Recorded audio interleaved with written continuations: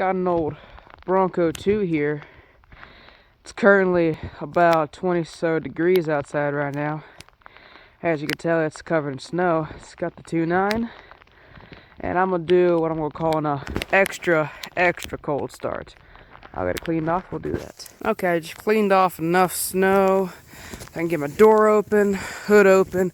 I can see through my windshield. Hop in here real quick.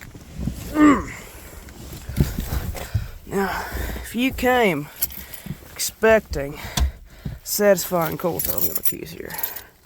Okay, I'm expecting a satisfying cold start where it cranks up, starts instantly. You're in the wrong place, bud.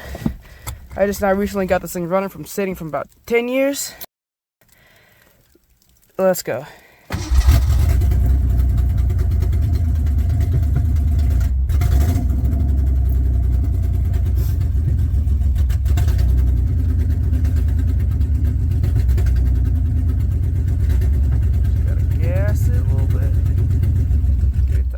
No.